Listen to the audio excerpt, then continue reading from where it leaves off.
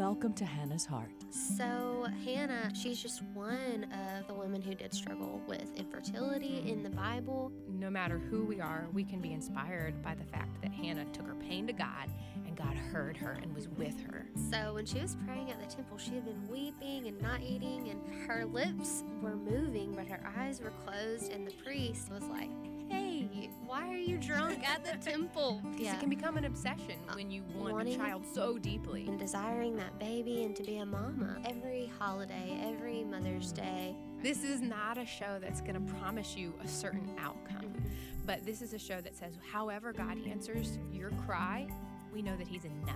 Hey, I'm Ann, and you are listening to Hannah's Heart on American Family Radio. We thank you for being here today, whether you're watching or listening in the car. We thank you for being here. We are a podcast radio show that focuses mainly on infertility and miscarriage, but if you've listened for a little while now, you know that we've branched to many more topics, including adoption and foster care, singleness and child loss, and lots more topics in between. And so we thank you for being here. If you're new here, we're happy to see you today.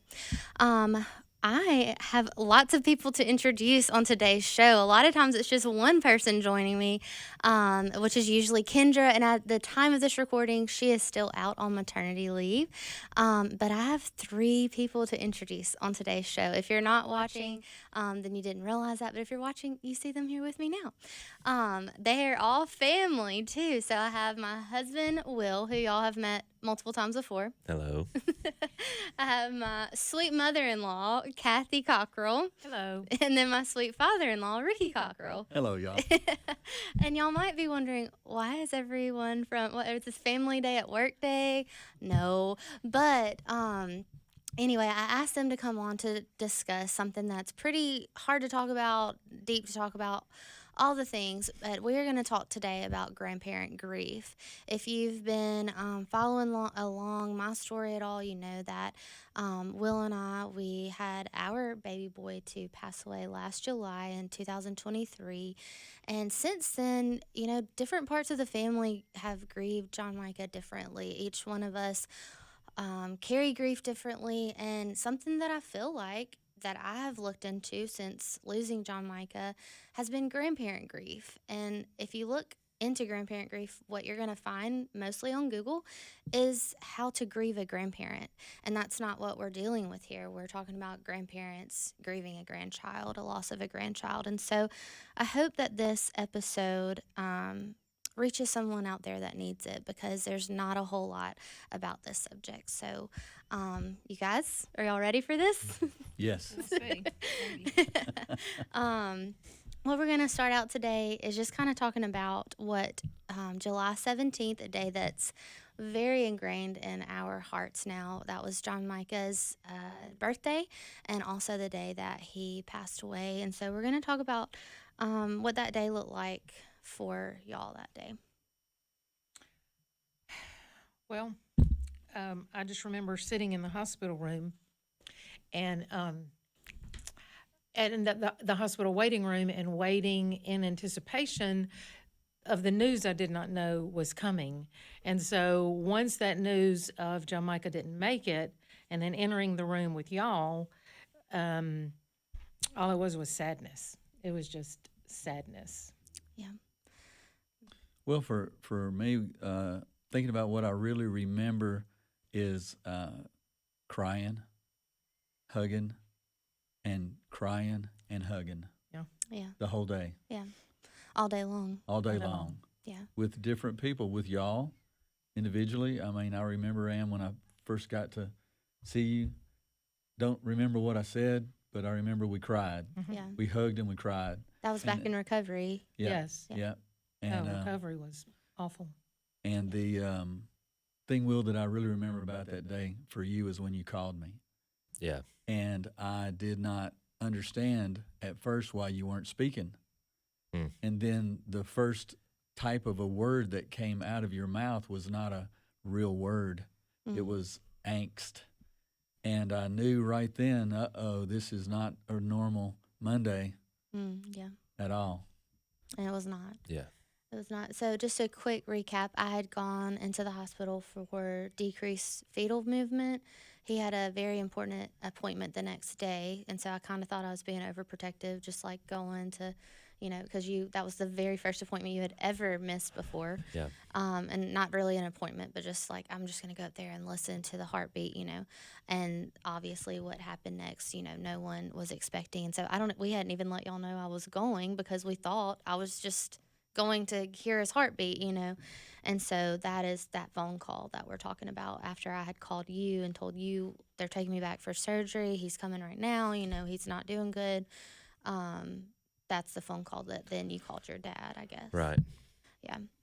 It seems like the more that we talk about John-Micah and that day, I learn something new every time we talk about it, just about, because a lot of, even back in recovery, I'm recovering from an emergency C-section. And so many medicines were in my head, and so there's a lot of stuff that I feel like I end up hearing for the first time as people, are sharing.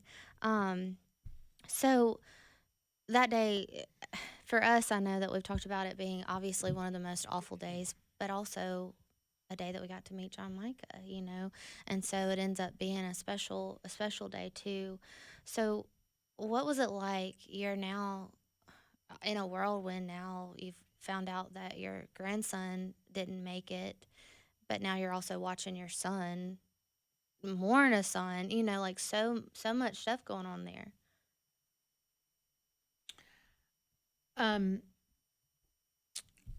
To me, watching Will and you, and Will is just, y'all are comforting each other. And that was, you're hurting doubly. My heart's breaking in two places. Yeah. And so just to know that I don't get to have time with my grandson, but then my son does not get to have his time with his son. It is heartbreaking to watch something that you cannot help do anything. Yeah. Yeah, for me, the part of watching Will that I really remember on that day was how many people came into the room where we were at together. I almost feel like Cathy and I were with y'all throughout the whole day. And so we got to see other family members come and interact with y'all and come and talk to y'all. And I really was relieved, happy almost, if you could be happy, to see how every person who came did what we did. They hugged, don't even remember what words people used, and y'all cried.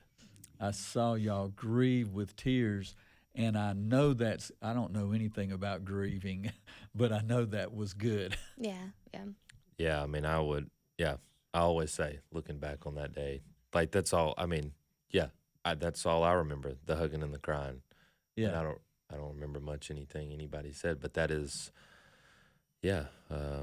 at that time, that was, it was comforting. Well, there are people, from what I understand, that maybe I don't even remember seeing, but that I know I found out that they were at the hospital to just pray for us, Oh. And so, that means so much, Yes. and that just shows that you literally don't have to say anything.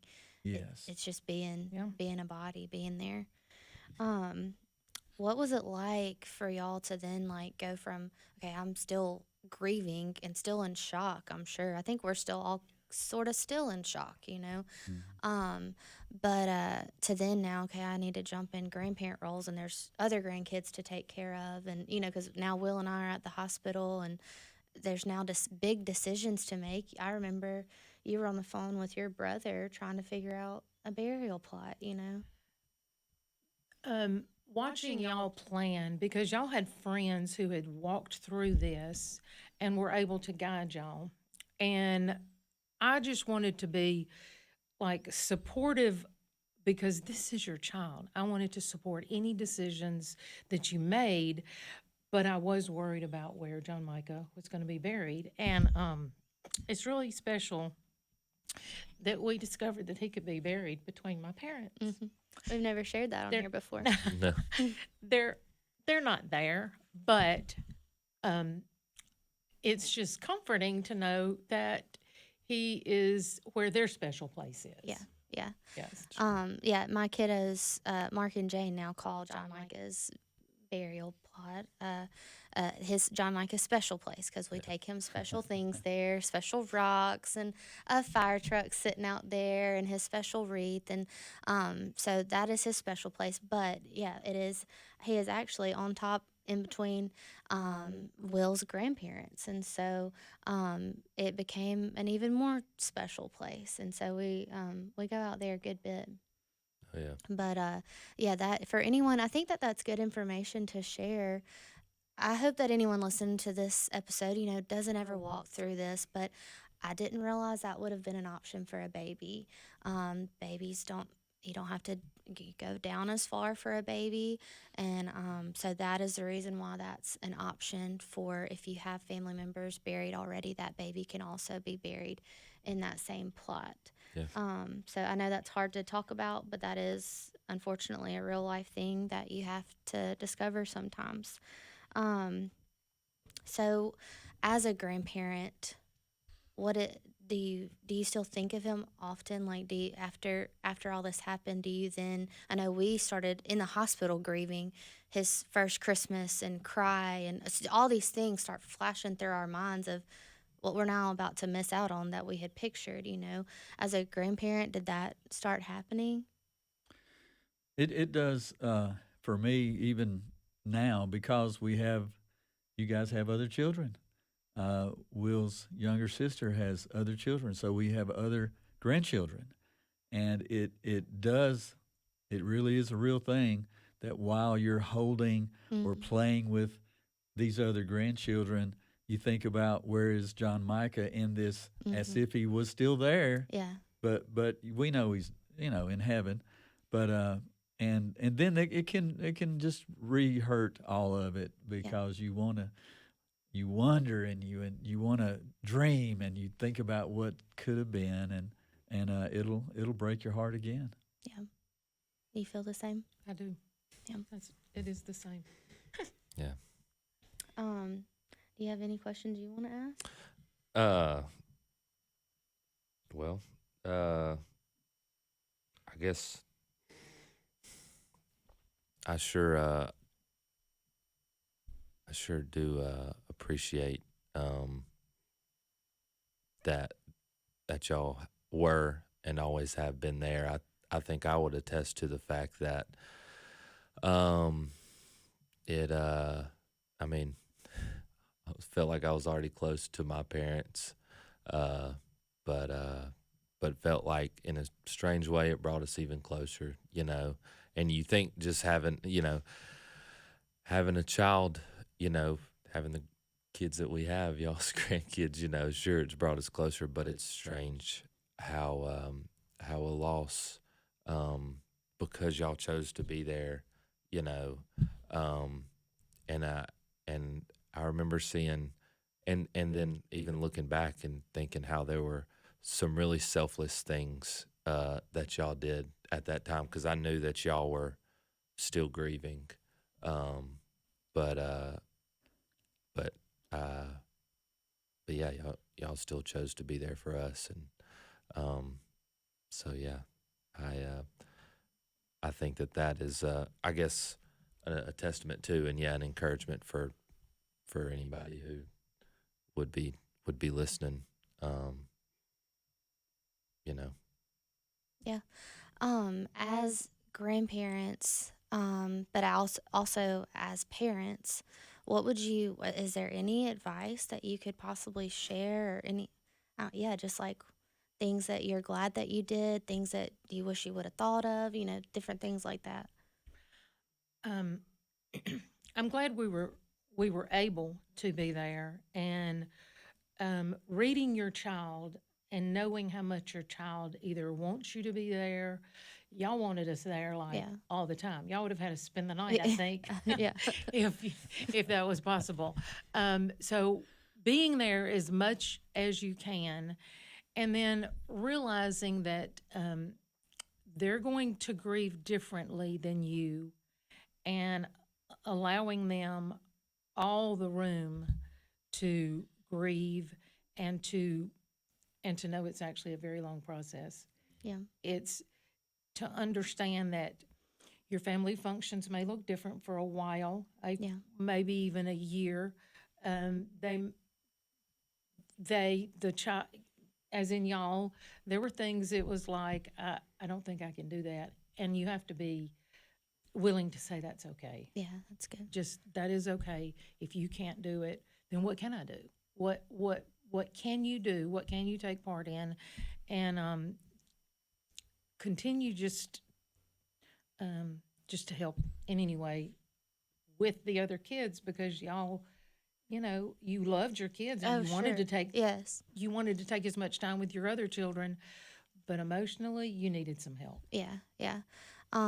Yeah, we've had friends that lost their first baby, and so you say like, I can't imagine losing that first baby, but then they have pointed out, I can't imagine losing a baby and then still having to be mama and daddy, and so I always say there's no good way to lose a baby. There's just not. But that was something that a guilt was there of like, okay, well, you immediately, okay, now we're home from the hospital, and what do Mark and Jane need from us? And a lot was on Will because I was recovering from surgery, and then it was just there's a whole lot. But yes, as grandparents, y'all stepping in and just being okay to then kind of wrangle them. Yeah, I mean, like, so needed, so wanted. One thing that I feel like, so Mr. Ricky, we joke around still about like you were just at my every beck and call there for a few days, Yeah. because I was so worried about Will, and I was getting so much of the attention, and Will was all about the hugs and all that, and he was getting attention, but like actual needs and stuff. And so one big thing that I think will just differ from person to person, I did not want to be at the graveside really until the last bit where we were going to be there after his service. But you wanted to go see the plot, and you wanted to be there to help, get the grave started. And Mr. Yeah. Ricky, you were there for that. You even got a shovel. And that this all sounds awful, but it is part of it. You got him a shovel to be, to make that first mark in the ground. And, that was something that meant a lot to Will to have y'all there for. And then after the service was over at the graveside, I was ready to fly away and I didn't want to see that. But Will wanted to stay until the last little bit. And so you stayed there with him for that, and you didn't get a choice if you wanted to see that or not. You just knew you wanted to be there for your son, and so that's what you did. And that's selfless acts, that we're thankful for. Yeah. Well, good. Looking back now, I believe that some of what was taking place for me had to do with my own parents who lost two little babies. Yeah. And I was young when all that took place, and I don't have memory of family helping my parents. Mm.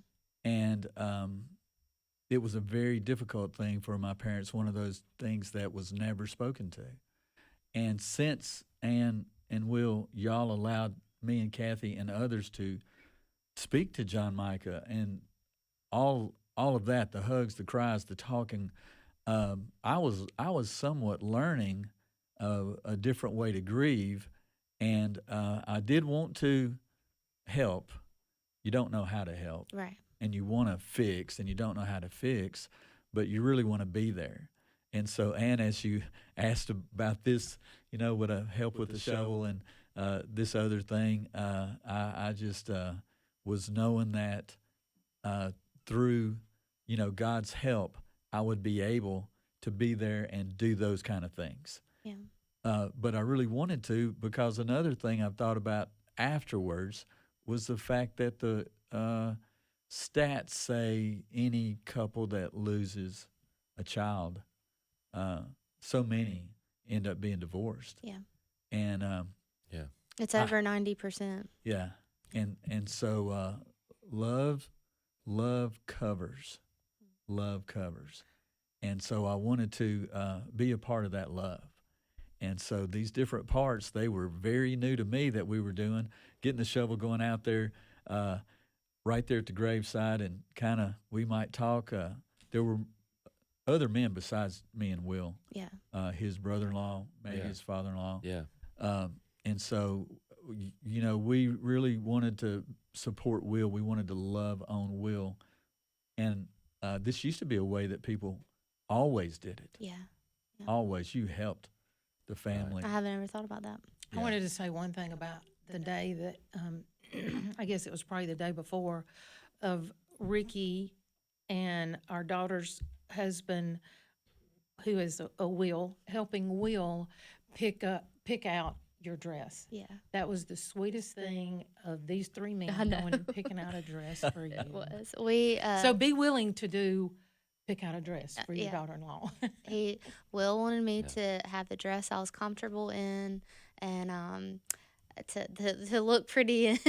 And so Will, I feel like that was our nicest. You got a new suit, and Oh yeah, I they picked got out a new suit. Yeah. I got a new Yeah. dress, and we have never bought that expensive of clothing before, other than our wedding day. But now, those pieces of clothing mean a lot to Yeah. us. I mean, it was, I guess I would say, it was something that we got to do for John-Micah, Yeah. in a very different way than you would ever picture. But, and that can sound kind of sad, but it's not whenever I think about it, because I love doing things for the three we have here, Yeah. and so anything that I can do that, or that we all get to do that feels like it's with or for John-Micah, I think that's just how we view it, Yeah. It's, and it's, it can be, that might be strange, but it's comforting, Yeah. you know. So how would y'all say that John-Micah's life has changed y'all? Learned more about grief. We've spoken to people grieve differently, and that's probably the deepest grief I've ever felt. The two parts of my heart breaking so much, and just that know that just being there, you don't have to speak, and just being there, because that's sometimes all that I could do, and really that's sometimes all that y'all needed. Yeah. But just learning more about grief and that it's okay to celebrate a baby that's in heaven. It's Yeah. okay. Yeah. And one more thing I want to say to grandparents, that it's okay to say that I have 6 grandchildren, Mm-hmm. but one of them's in heaven. Don't be afraid to say that. Yeah. Yeah. Because it means a lot. It means a lot to Mama and Daddy. Yeah. For y'all to still Yeah. acknowledge that. Well, yeah, I did not know that it would be not fun, but it is a really good thing for me to do. I got a little concrete statue to take to John-Micah's Yeah. resting place, and it tells the dreams that I had and really have for him. Baseball glove, a ball and a bat and stuff like this, and so that is still on his graveside. And I get to go there and sit with him and talk to him about things that we would be doing, and it is part of how that I can grieve. And yes, sometimes there's tears and sometimes there's not. We'll just talk, but most times there's tears, and I get to tell him I miss him, but I will get to see him. I hold in my hands and in my heart the verses where David said, I can eat now because I know that my little son is in heaven, and one day I'll get to see him. Yeah, that's so good. Well, and I wanted to point out real quick, y'all's little pins, if you're watching, they have on little blue hot air balloon pins, and that was the first thing that I bought for John-Micah was a hot air balloon nightlight after we found out he was a boy, and so that has become our little thing. with hot air balloons to just remember John-Micah Basso and Mark and Jane. Anytime they see anything hot air balloon related, they bring up John-Micah. So, you guys, this is a tough episode, and we honestly have a lot of other things that we didn't even get to. But I feel like there's a lot of good stuff shared, and if y'all are willing to, we might have you back again to continue to talk about what it's like, because grief does continue to evolve and change with time. This Christmas will look different than last. But I'm saying Christmas. When you listen to this episode, it's probably January now. But at the time of this recording, we're a few weeks before Christmas. So we hope you guys have a good day, and we'll see you back next week.